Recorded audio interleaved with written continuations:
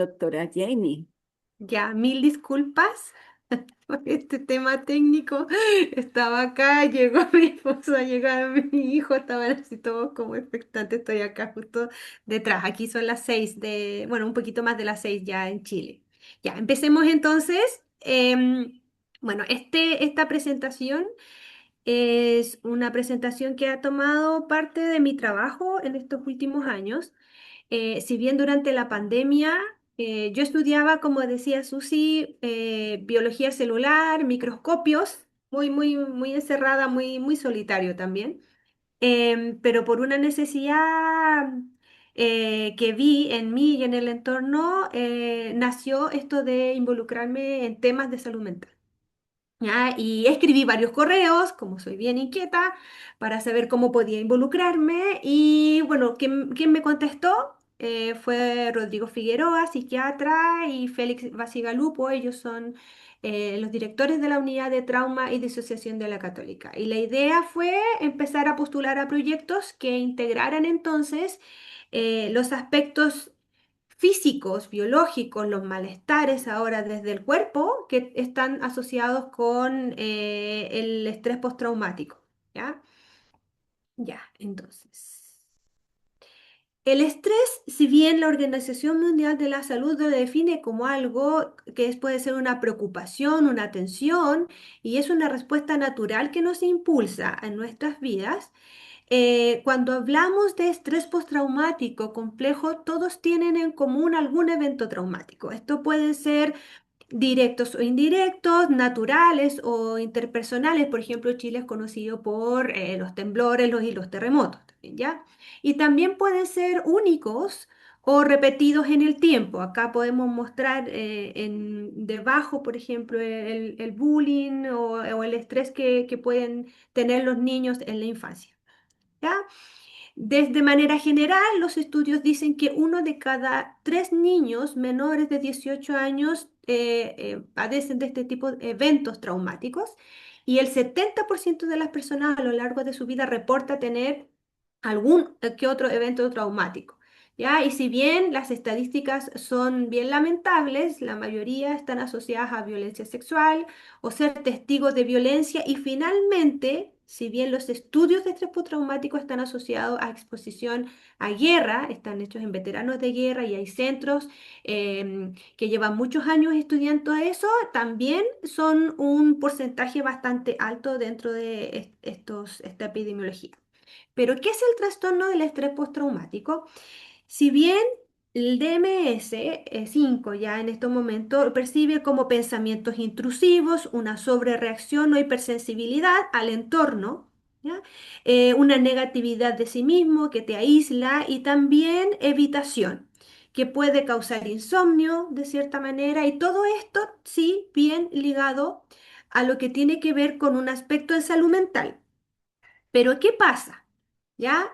Tenemos una serie de trastornos asociados como depresión, ansiedad, un aumento de autoagresiones, un pensamiento suicida recurrente y también trabajamos con una fundación que está ligada a personas que tienen abuso de sustancias, ¿ya? Entonces, en ese sentido, esa es una parte de tratar de mejorar y tratar de apoyar sobre todo en la formación de áreas específicas del trauma. ¿Por qué? Porque la mayoría de estas personas tienen algunos traumas, digamos, en su infancia y por eso derivaron a eso. ¿Ya? Dentro entonces ahora, y ahí está el punto donde yo trabajo, las enfermedades físicas asociadas. Tienen más de un 30% de poder tener enfermedades cardiovasculares como diabetes también, enfermedades autoinmunes, alergias, eczemas. También tenemos harto de dolor crónico en distintas partes del cuerpo y aparece la palabra fibromialgia y también sabemos que, bueno, cuando muchas veces estamos bajo tensión, tenemos que atender ciertas enfermedades gastrointestinales, ¿ya? Y finalmente todo esto en conjunto, mente y cuerpo, lleva a un deterioro en la calidad de vida y una muerte prematura, ¿ya? Una de las cosas que convergen todas estas enfermedades es que de base tienen un aumento en una condición inflamatoria basal. ¿Y cómo se reporta en estudios? Está la PCR un poco más alta, hay unas ciertas interleuquinas o algunas, digamos, algunas moléculas que te dicen, sí, esta persona está en una condición inflamatoria. ¿De acuerdo? Y finalmente también destacar que si bien actualmente se habla de un 7% en los estudios a nivel mundial, post pandemia todavía no hay reportes asociados de todo lo que pudo haber involucrado, pero eso ya destaca una gran cantidad de personas en el mundo que padecen de este problema. A nivel local, la problemática más importante, además de la formación especializada, es que en nuestro país, que es largo, tenemos una centralización, una concentración de psiquiatras y psicólogos. Entonces también aumentaron los costos y hay bajas reportes. Hay unos reportes del 2009 y uno puede ver que, por ejemplo, para el terremoto del 2010, desde un 6 de un 2 al 6% aumentó un 20%. Por lo tanto, no tiene que ver que esto de cierta manera nos toca a todos. Y la relevancia es que si bien la OMS promueve todo lo que tiene que ver con salud mental y sus tratamientos en Chile, también de la estrategia nacional es tratar de reducir la mortalidad prematura. Justo en enfermedades que se convergen estas enfermedades no transmisibles como el cáncer, la hipertensión y todo este tipo. ¿Ya? Entonces, ¿qué es lo que pasa finalmente? Diseñamos un protocolo psicoterapéutico, no en base, digamos, a algo nuevo, sino que se diseñó de cierta manera con las herramientas y con la formación que tienen distintas psicólogas y psiquiatras de la unidad de trauma. Entonces, ¿cómo podemos estudiar este estrés psicológico en el cuerpo? Aparece esta sigla que nos costó llegar, pero que se llama FIRST y que está, y su sigla lo dice, es Focused Intervention for the Recovery and Survivor of Trauma. Y de cierta manera, ¿por qué es FIRST? Porque es el primer proyecto interdisciplinario que mide distintas consecuencias del efecto de este estrés traumático o de este estrés mental. Tiene un enfoque clínico, un enfoque neurofisiológico y un enfoque inmunológico. También creamos el primer protocolo psicoterapéutico. Ya llevamos 2 ciclos de este tratamiento y de cierta manera eso nos va diciendo, sabes que esto funciona, esto no funciona tanto, esto nunca lo usé a nivel de terapeutas, entonces se ha ido especializando este protocolo. Está enfocado no en la resolución completa, sino que es de primera intervención, por lo tanto, la idea es reducir síntomas y que principalmente las personas vuelvan, como son adultos, vuelvan a trabajar o vuelvan a estudiar. ¿Ya? Hola. También es la Hola, primera. Hola. buenas tardes. Es la Sure. primera validación que tenemos acá en Chile desde la terapia online y la terapia online que fue un boom, así como nos conectamos ahora, post pandemia, en realidad nos dimos cuenta que sí nos podemos conectar a nivel, digamos, online y podemos reducir las distancias, que es uno de los propósitos. Y es gratuita para lo que tiene que ver con este proyecto. ¿Ya? El proyecto en sí financió a las psicólogas que formaron parte de este tratamiento. ¿Y qué consiste esta metodología? Una serie de cuestionarios de salud mental.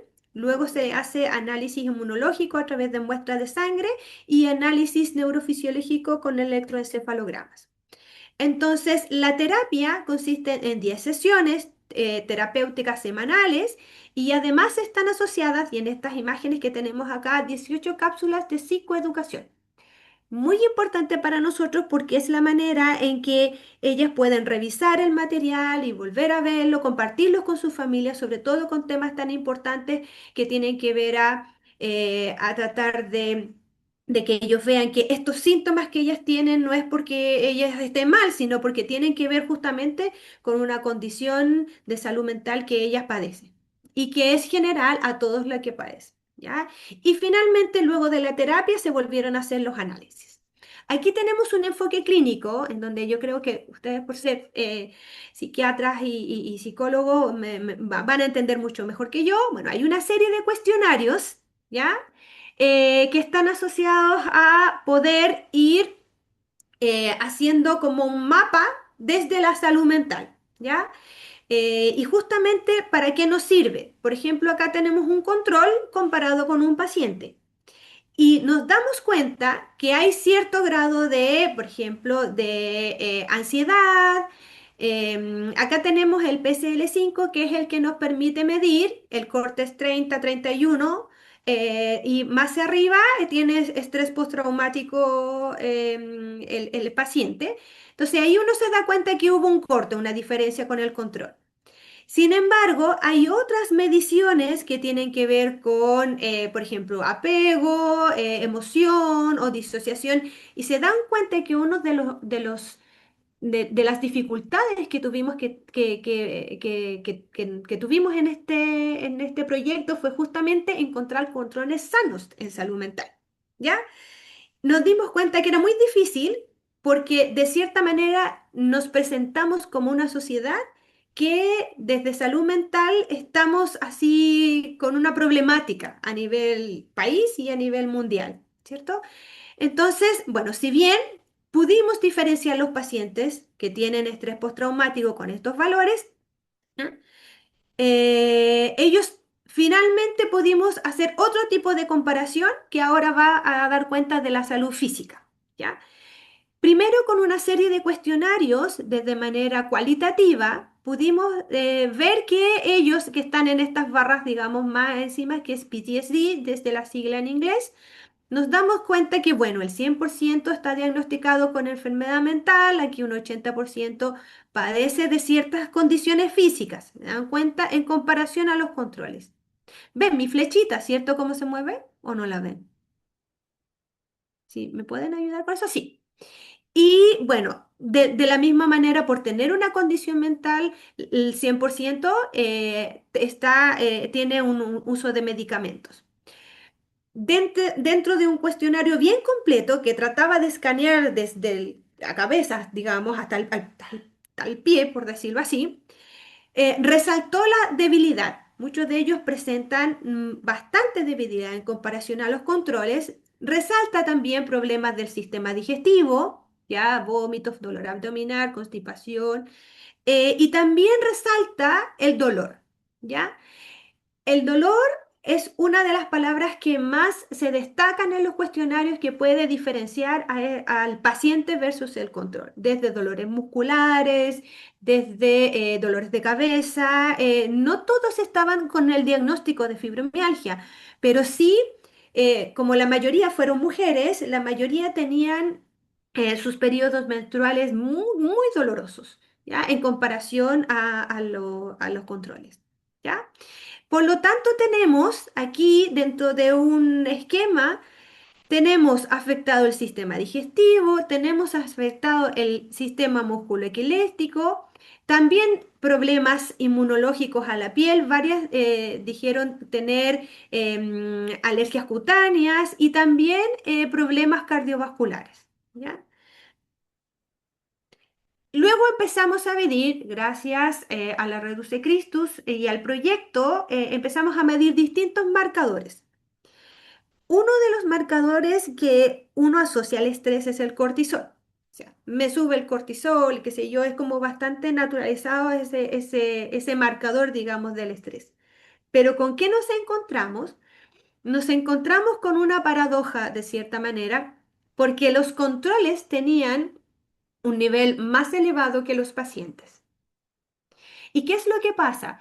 El cortisol uno puede pensar que es una respuesta aguda a un estresor, ya el mismo tratamiento, el ir a sacarse sangre, qué sé yo, eso hacía que de cierta manera esa problemática desde el estrés desde el mismo examen podría posibilitar un cierto problema para subir el cortisol. Pero ¿qué pasa en estos pacientes? Estos pacientes llevan 20 años, desde 10 a 20 años, es una sintomatología severa y crónica. Por lo tanto, existe un agotamiento de todo el eje adrenal. Ya eso está reportado en los militares de guerra, pero nuestros pacientes eran pacientes civiles y la mayoría mujeres.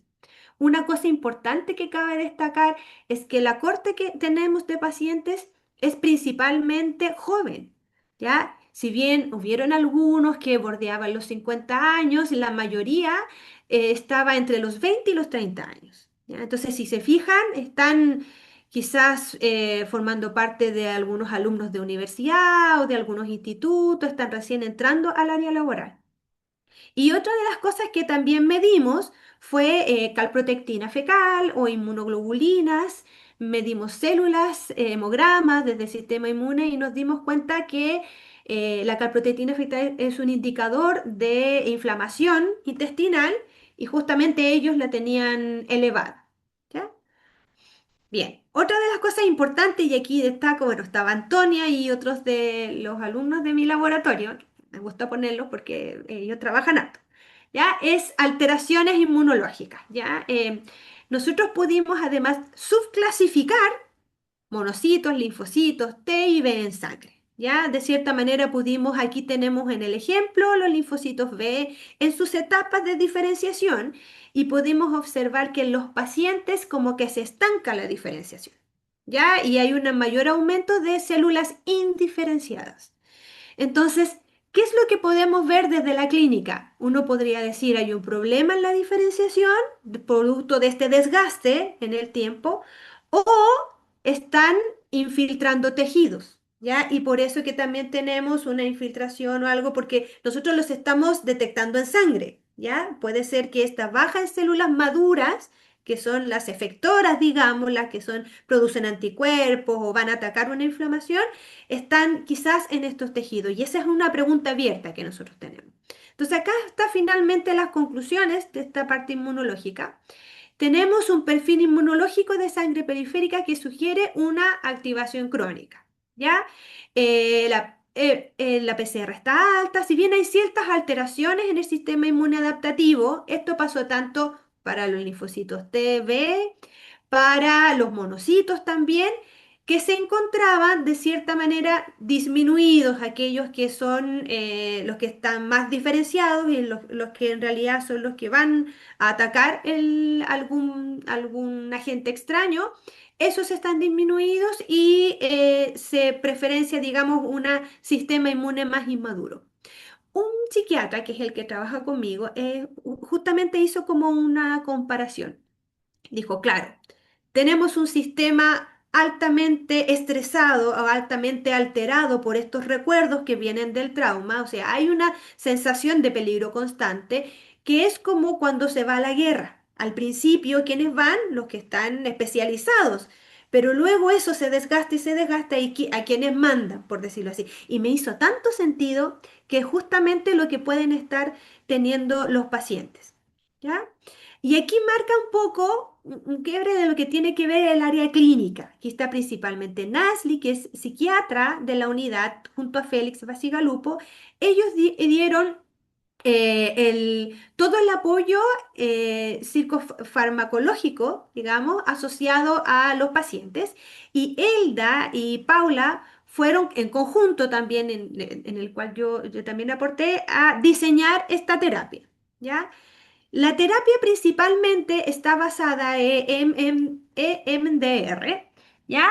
Es una terapia internacional, digamos, validada de cierta manera, en donde se trata de reducir la sintomatología asociada al trauma. Pero agregamos distintas fases que tienen que ver también con tratar de psicoeducar bastante psicoeducación y tratar de enseñarles ciertas herramientas desde el mindfulness, desde el enraizamiento y desde DBT también. Entonces, la idea es también entregarle al paciente ciertas herramientas para después de terminado el ciclo, ellos puedan aprender a autorgestionar, a autorregularse. Entonces, esa era la idea de una primera etapa. Entonces, enseñar estabilización y regulación autonómica.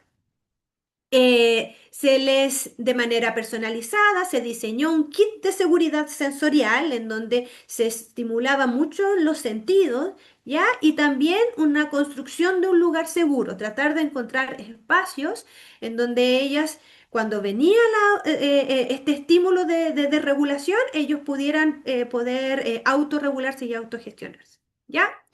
Luego viene entonces el trabajo directo en trauma.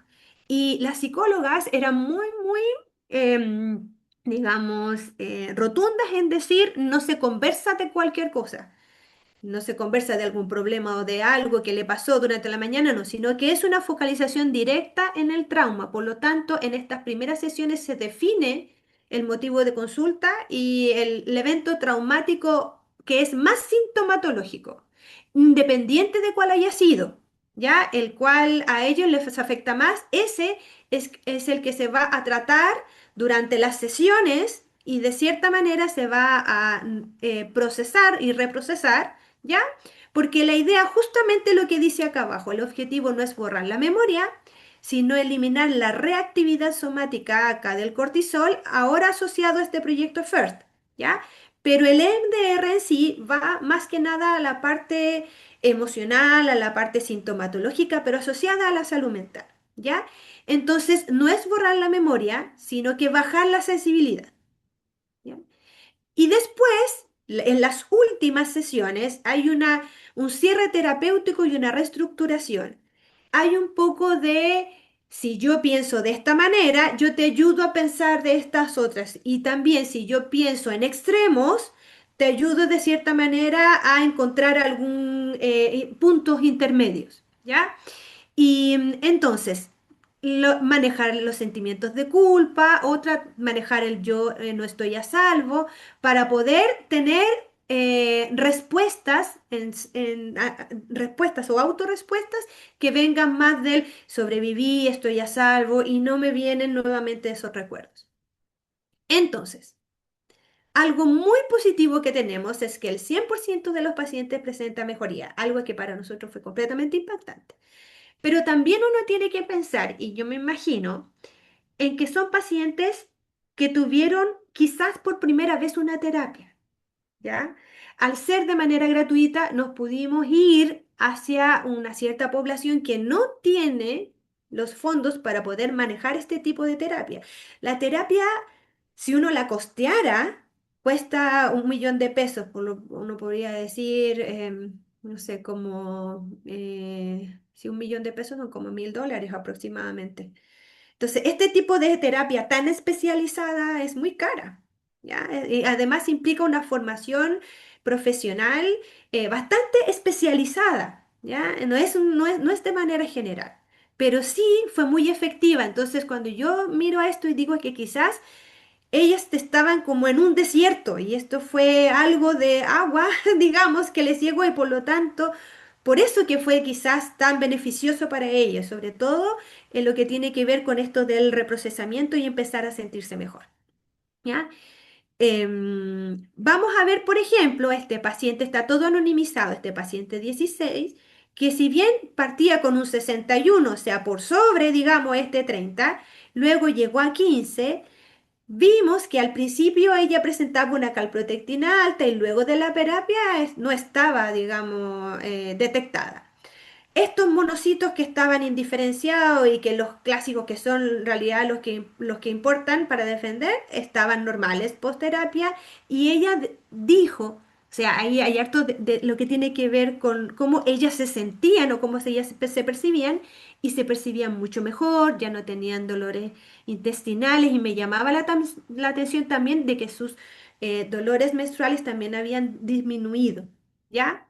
También tenemos un enfoque, y aquí va un poco desde el análisis de tantas variables, estamos haciendo un poco de Machine Learning, ahora que está tanto esto de la inteligencia, digamos, que se va alimentando, entonces la idea es poder hacer medicina de precisión o medicina un poco más personalizada para ir justamente viendo que ciertos receptores o moléculas que están asociadas al cortisol, si bien se presentaban bajos, en la población de pacientes, post terapia subieron, ¿ya? Entonces estamos siguiendo esta huella que si bien en un comienzo era invisible, ahora estamos tratando de seguir esta huella biológica. ¿Ya?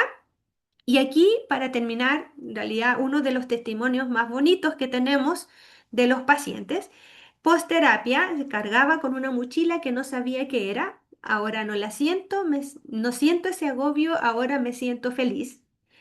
Y una de las más impactantes, menos para mí, es el año pasado, en esta época estuve al borde del suicidio y ahora es como que linda es la vida. Este cambio lo he notado mucho, no solo yo, también mi familia y es cuático. Acá los jóvenes dicen cuático, ¿ya? Así como, oh, qué genial, ¿cierto? Pero ¿por qué lo dejo?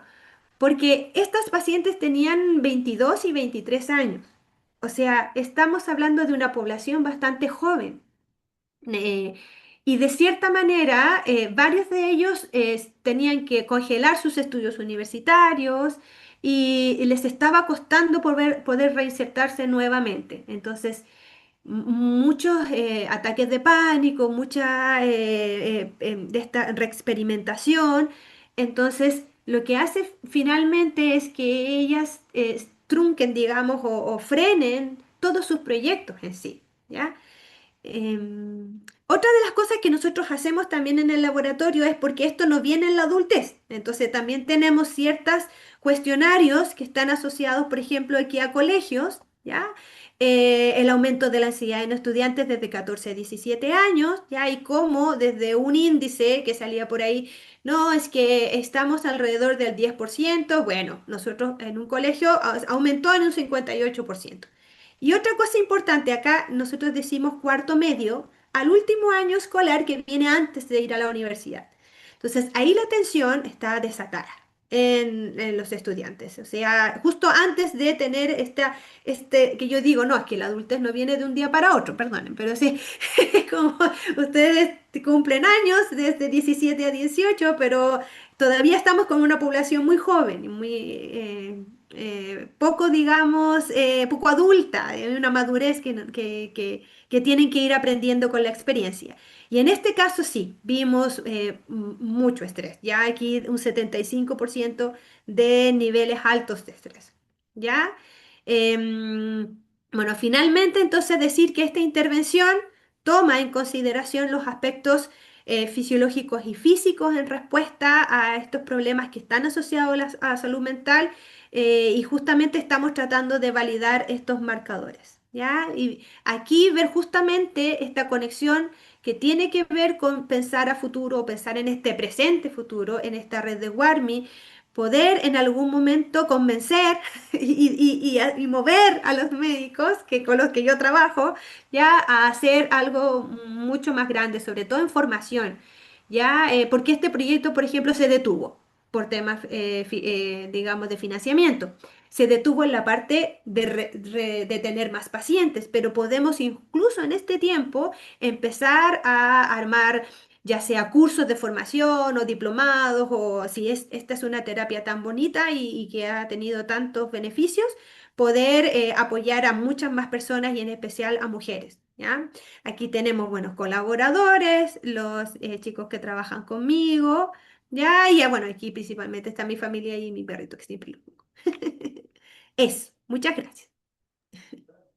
Muchas gracias, Jamie. Gracias por esta conferencia tan bonita, por presentarnos, compartir con nosotros esta investigación. La doctora Daniela Flores alzó la mano, entonces queremos preguntarle. Yo ahora le tengo algunas preguntas, pero quizá vamos a darle paso a las otras personas. Doctora Daniela.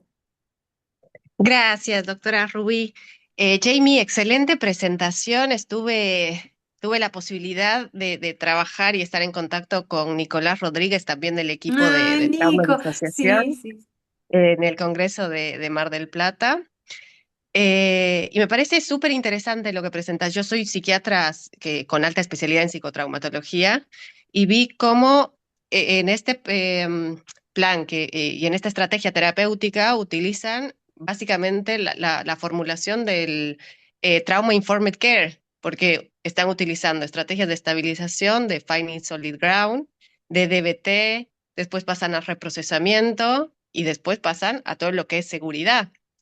Entonces, en la parte final, donde mostrás la parte de la evaluación de estudiantes, cómo es importante la primera línea, ¿no? Que es primer nivel de atención, que es preventivo, porque en los estudios que mostrás el cortisol está alto, que está bien, digamos, es una respuesta adaptativa frente al estrés del ciclo vital, diferente al cortisol de los primeros pacientes que entraron al estudio, que está Claro, bajo, que como bien decías, es secundario a tener situaciones de estrés prolongado en el tiempo. claro, Y también es importante como tomar en cuenta los antecedentes, ¿no? de las mamás más perinatales y transgeneracional por la importancia en la metilación y el cambio epigenético que se produce. claro. Entonces, en estos pacientes se me ocurre como idea, ¿no? Como indagar e ir un pasito más atrás para ver su historia perinatal, si se puede recabar, y también hacer una diferenciación, porque ya vamos a tener una historia de diferenciación a nivel sintomático en este tipo de pacientes. Me pareció súper interesante también la posibilidad que ustedes tienen como equipo de poder hacer el estudio que nos va a mostrar estos resultados, pero no solamente a nivel de cortisol, sino a nivel de interleuquinas, bueno, los glóbulos blancos, etcétera. Em, También algo que decías al principio, ¿no? Porque hicieron y pudieron incluir dentro del estudio pacientes con estrés postraumático como diagnóstico, no con trauma complejo. Ahí ya hay una diferenciación importantísima respecto a cómo se va a producir o cómo se va a encarar el tratamiento en sí, las estrategias que va a necesitar el paciente y demás, porque el trastorno de estrés postraumático puede ser, como decías, secundario a eventos traumáticos de la naturaleza, sismos, etcétera, a diferencia del trauma complejo, que son repetitivos y de negligencia, invalidación sobre todo. Entonces, la verdad me encantó. Ujú. Mostrás lo que todos quisiéramos hacer en un laboratorio, los que trabajamos en esto. Y la última parte en la que decías que te gustaría avanzar, bueno, yo trabajo en DBT de Fundación Foro, soy la psiquiatra a cargo del equipo de DBT PTSD y aprovechando la oportunidad, podríamos hacer algo, se me ocurre, no sé, Rubí, ¿qué piensa? Sí, Para poder sí, avanzar en claro, esto. claro que Porque sí, claro que sí. generalmente, a ver, en estadísticas somos más mujeres que Sí. presentamos este tipo de sintomatología y diagnóstico. Yo creo que se dan Sí. dos cosas importantes, un poquito tomando eso último, porque conversando con Paula, yo le decía, claro, la mayoría son mujeres, sobre todo cuando se trata de violencia sexual, por ejemplo, ¿ya? Pero también Ujú. somos las que más consultamos, ¿ya? Porque cuando estamos hablando de ahí, en una conversación con ella, estamos hablando de personas de 40, ya va yendo más allá, la población masculina no consulta tanto, como con esa inquietud, digamos, de tratar de estar mejor en ese sentido. La brecha se acorta un poco más hacia los 20, digamos, en una población más joven, en donde ellos ven la posibilidad de poder consultar, porque me termino sintiendo mal. Entonces, a veces cuando yo parto las conferencias, digo yo, bueno. ¿Quién no ha dormido en la noche? Todos levantan la mano. Y por lo general, cuando veo mis audiencias, también son jóvenes. Se llenan más de jóvenes que de adultos mayores. Entonces van Ujú, los académicos y todo eso. Nunca tienen tiempo para hablar de salud mental, pero los jóvenes sí. Entonces, sí, o sea, uno tiene por decir, a ver, nosotros tuvimos 59 pacientes, de los cuales 3 fueron hombres. ujú, Entonces ahí, claro, tenemos una cantidad de mujeres importante total. y uno podría decir perfectamente claro, o sea, a las que sufren mayormente de esto reportado son mujeres, pero también está entonces este desconocimiento de una población masculina en sí, de cierta manera, como a mi antigua, o yo así como ya me las arreglo y sigo y sigo y sigo y sigo. Y ahí tenemos los altos grados de hipertensión y infarto cardíaco y todo eso que tiene que ver en la población masculina. Entonces, eso. Claro. Y además tiene mucha mayor comorbilidad con consumo. O sea, son pacientes que terminan derivados al equipo de trauma, pues ya hicieron un tratamiento de consumo y ahí es donde se verifica. O tienen un perfil mayor de un temperamento de sobrecontrol. Claro. Para poder llegar a los hombres, justamente con trauma, es que en algún momento nosotros vimos esta posibilidad porque también colaboran con la Fundación Esperanza. Y ahí son solo hombres, pero ellos van, tal Ujú, cual como dices tú, por problemas de consumo. ujú. Entonces, para ir con por el problema de consumo, uno diría ya, pero veamos que tanto de la población que consume tiene algún problema de base, digamos, que está asociado a algún trauma, y claro, bueno, a la mayoría. Y eso sí es la parte que ellos ven, los especialistas, digamos, y que pueden tratar.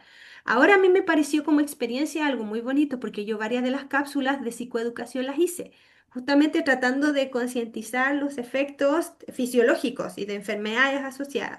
Entonces, cuando me vi ya metiéndome, incluso hice ya de tanto que me metí en el tema, hice un diplomado para ser instructora de mindfulness, justamente para poder enseñar estrategias y, y todo eso me va yendo de cierta manera a psicoeducándome a mí misma.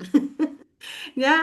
Cada vez que hay entrenamientos en psiquiatra y que pasan por la rotación, yo digo, ya, pero puedo ser de oyente nomás y me meto en las clases y ahí voy como sacando y madurando mucho más, entendiendo y haciendo, por ejemplo, no sé, una comparación que tiene que ver con la memoria. Justamente los linfocitos B de memoria son los que se ven más afectados. Y justo ellos tienen problemas de memoria, de que no pueden armar, digamos, en este puzzle o rompecabezas y tienen estos fragmentos y viven con estas memorias reactivas. Entonces ahí uno dice, uy, Exactamente. claro, hay un lenguaje que es común entre la salud mental y la salud física. Qué Bueno, pena tener que muchísimas gracias. interrumpirla, sí, porque el Está, tiempo es sí, una cosa muy interesante, pero le vamos a dar paso a otras preguntitas con toda la limitación del tiempo. Voy oh, a parar perdón. ya no vamos a grabar más, vamos a parar esta